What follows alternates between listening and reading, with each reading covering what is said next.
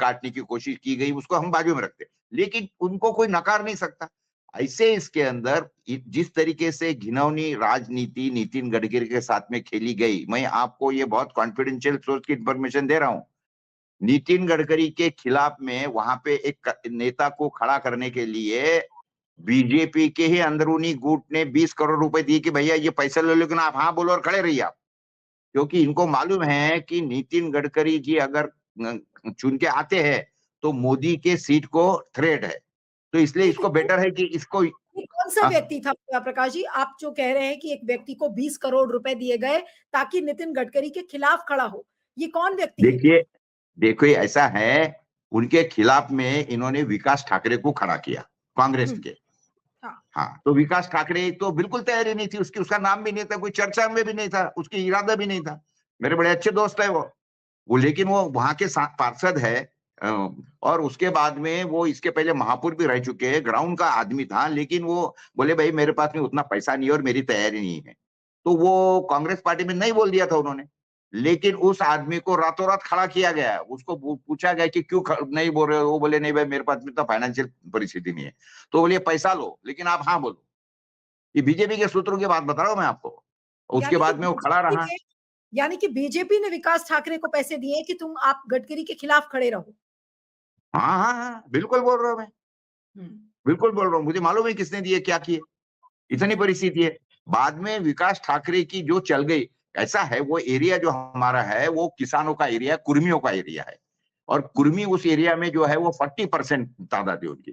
फिर कुर्मी है, तेली माड़ी वगैरह सारे ओबीसी जो है वो बहुल संख्या है, और मुस्लिम भी बहुत बड़ी संख्या है, प्लस दलित है वहां पे। एक बात समझिए। और सबसे बड़ी बात यह है कि वंचित बहुजन आघाड़ी जो अंबेडकर की है, उन्होंने वहां पर उनका उम्मीदवार खड़ा नहीं किया, और उन्होंने जाके कांग्रेस को सपोर्ट किया, ओपन सपोर्ट किया। तो कहने का मतलब क्या है कि नितिन गडकरी को ऑन द स्पॉट खत्म करने का पूरा पूरा ये बन गया है। नागपुर ये आरएसएस का गढ़ है, नितिन नीलू जी समझिए आप, हेडक्वार्टर है वहां पे। और नितिन गडकरी आरएसएस के हार्डकोर मेंबर है। जब ये दसरा सम्मेलन वगैरह होता है तो नितिन जी वहां पे जाते हैं, आरएसएस का ड्रेस पहन के जाते हैं, हाथ में काठी वाठी लेके जाते हैं, और उसके नहीं, आरएसएस ने काम नहीं किया है, एक बात समझिए, आपके दिल में नहीं, ये नहीं, मत। आरएसएस तो चाहती है कि नितिन जी बने, नहीं चुन के आए। प्रकाश जी, क्या इस बार नितिन गडकरी नागपुर से चुनाव जीत पाएंगे? उनकी संभावना क्या है? क्योंकि कई लोग बीच में कह रहे थे कि इस बार नितिन गडकरी के लिए भी मोदी जी ने ही बहुत मुश्किलें खड़ी कर दी हैं, उनका भी जीतना बड़ा मुश्किल है। 2.5-3 लाख से नितिन गडकरी चुन के आए थे पिछले बार, एक बात समझिए। अभी बड़े मुश्किल से चुन के आए तो 20-25 हजार, मैं बहुत बड़े बता रहा हूं आपको, 10,000 का भी गैप रहे तो भी बहुत बड़ी बात है। इतनी परिस्थिति खराब है वहां पे नितिन जी की, चुन के आए तो बोल रहा हूं मैं। और कई लोग तो ये बोलते हैं कि वो चुन के नहीं आ रहे हैं, क्योंकि ऐसा है कि जो परिस्थिति है वो टोटली उनके खिलाफ निकल गई है। एक तो स्थानिक उम्मीदवार है, स्टैंडिंग एमएलए है, प्लस महापौर है, लोकल का रहने वाला है, क्या बोलते हैं उसको, कास्ट समीकरण के अंदर एकदम टोटल फीड बैठ गया है, और लोग चाहते हैं उसको, और एंटी इनकम्बेंसी है बीजेपी के खिलाफ में।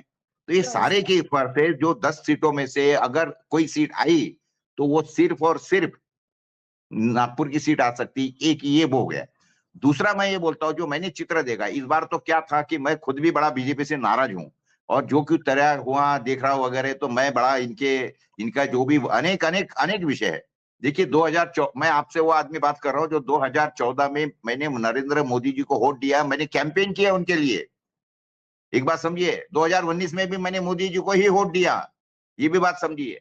यानी क्योंकि उन्होंने बोला था कि भाई उनको 60 साल दिए, मुझे 60 महीने दे दो, मैं भारत की तस्वीर बदल दूंगा। अच्छा, मुझे भी लगा ना बीवी ना बच्चा, काम करेगा आदमी अच्छा, तो इसलिए मैं चाहता था कि ये सुधरे। आपको भी मालूम है कि मेरा पूरा का पूरा जो काम है ये किसानों के हित संबंध में है।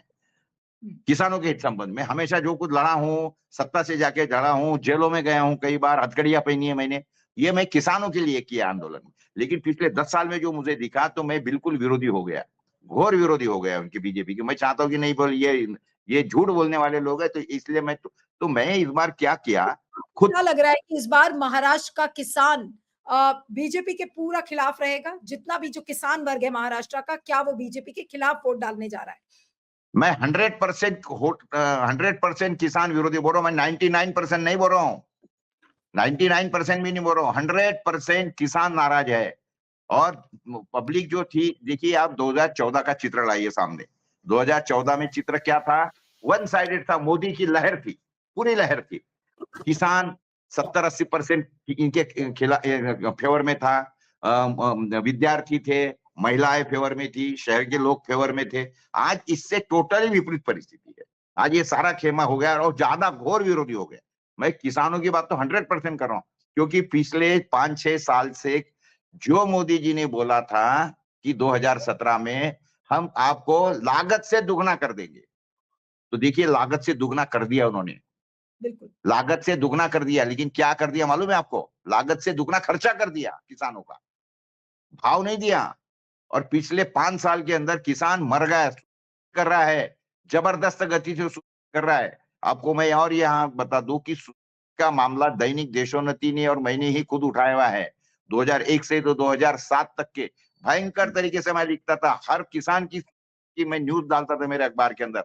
एक रोज का मैं ये डालता था, क्या बोलते हैं, टेबल डालता था कि कल कितने मरे, आज कितने मरे, कुल कितने हुए, ये साल कितने हुए, पिछले 5 साल में कितने। ऐसा करते करते हर जो किसान करता था उसके घर में मेरा आदमी जाके पूरी फाइल बना के लेके आता था।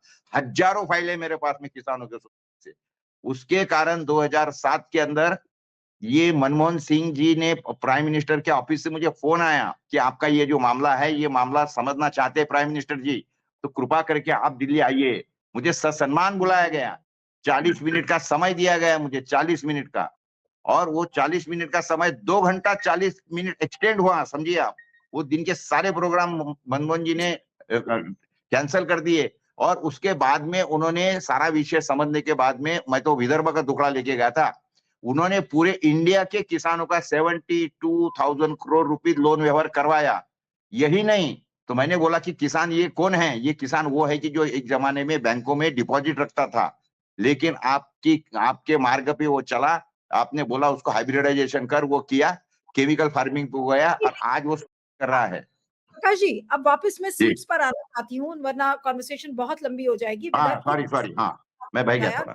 विदर्भ में है, तो आपको क्या लगता है कि आकलन क्या है कि 10 सीटों में बीजेपी कितनी सीटों पर जीत सकती है? आपने खुद कहा कि इस बार नितिन गडकरी का जीतना भी बहुत मुश्किल है, लेकिन अगर विदर्भ की हम बात करें तो इन 10 सीटों में बीजेपी को कितनी सीटें मिल सकती है? ओनली नितिन गडकरी की आई तो आई, नहीं तो बाकी 9 सीटें पूरी गई हाथ से। यानी कि मैं पूरी पूरी 8 पूरी साफ सीटें, है, 9 सीटें बिल्कुल पूरा साफ है, यानी कि विदर्भ पूरा साफ। 100% बोल रहा हूं मैं आपको। मैं किस्सा बताता हूं, मैंने जैसा बताया है कि मैं गया था, ये एक वर्धा करके क्षेत्र है, वहां पे मैं गया हिंगन घाट में। वहां पे शरद पवार, उद्धव ठाकरे और हम आप आम आदमी पार्टी के और संजय सिंह आए थे। वहां पे मैं गया, मेरी टीम लेके गया था पूरी डिजिटल की। तो वहां मैं क्या देखता हूं, वो मैदान के ऊपर अभी तक के यानी कभी इतनी बड़ी सभा नहीं हुई, उतनी बड़ी सभा हुई। और उसके बाद में 3 घंटा लेट सभा चालू हुई, लेकिन सारे लोग बैठे थे। 4 बजे की सभा 7 बजे चालू हुई और जबरदस्त लोगों का जुनून था और रिस्पॉन्ड कर रहे थे। एक ये विषय, ये परिस्थिति हो गई कि आखिरी पब्लिक की भीड़ इतनी बढ़ गई कि शरद पवार ने पुलिस वालों को बुलाया कि भैया ये डी जो सामने का सिक्योरिटी जोन सेक्शन रहता है वो तक के खोल दिया, पब्लिक आके वहां बैठ गई भीड़ भाड़ से। ये थी। दूसरा मैंने देखा, मैं परतवाड़ा करके एक एरिया है जो अमरावती मतदार संघ के अंदर आता है, जहाँ पे नवनीत राणा खड़ी है, आपको मालूम है, काफी चर्चा में रही वो सीट। तो वो एरिया में देखिए इनकी राजनीति कैसी चल रही है वंचित की। वहां पे बलवंत वानखड़े करके एक दलित समाज का आदमी खड़ा है, तो उसके अगेंस्ट में आनंदराज आंबेडकर, वही दलित समाज का इन्होंने आंबेडकर ने दिया। और ये बात बिल्कुल सिद्ध हो गई है कि he is working on the direction of BJP, that means he is working as a B team of BJP. ये बिल्कुल सिद्ध हो गया। तो वहां परतवाड़े में मैं क्या देखता हूँ, सुबह 10 बजे की सभा अनाउंस थी, दोपहर को 2:30 बजे राहुल गांधी आए। 4.5 घंटे के बाद में राहुल गांधी आने के बाद में मंडप में से आजू बाजू में 1 लाख लोगों के ऊपर पब्लिक थी। एक आदमी भी हिला नहीं, एक आदमी 4.5 घंटे तपतपाती धूप के अंदर, इतनी परिस्थिति थी। और लोगों का रिस्पांस जबरदस्त था। कोई भी वक्ता भी इतना 2-4 घंटे लेट हुआ तो बाकी के जो वक्ता थे उनको बोलने के लिए चांस दिया गया। थोड़ा थोड़ा भी लोग बोलते थे, जो भी मोदी जी को कोसता था, जो भी बीजेपी को कोसता था, लोग तालियां बजाते थे, पूरा मंडप उठ के खड़ा हो जाता था। This is called response. तो ये तरीके से नहीं, सुनिए ना आप, 1 मिनट में खत्म करता हूँ विदर्भ का। तो ये तरीके से मैंने देखा है, विदर्भ की जितनी भी 10 सीटें हैं, ये पूरी की पूरी चलेगी, किसी को भी फोन करो। हाँ, ओके, आप कह रहे हैं कि विदर्भ पूरा साफ है, बीजेपी की पूरा एक भी पूरा सीट आएगी मुश्किल से आए। ओके, नाउ बिल्कुल। Will go to the next region. Vidarbha के बाद कौन से रीजन के बारे में आप बताना चाहेंगे जहां पर आपको लग रहा है कि बीजेपी का कंप्लीट सफाया हो सकता है? जी, देखिए, अभी तीसरे टप्पे के अंदर हमारे यहाँ पे वो 7 तारीख को उसका, 7 मई को उसका ये है। अब 7 मई के अंदर जो है परिस्थिति, वहां पे रायगढ़, बारामती, धाराशिव, लातूर, सोलापुर, माढा, सांगली, सातारा, रत्नागिरी, कोल्हापुर और हाथकणंगले, इतनी सीटों का वहां पे तीसरे चरण में है।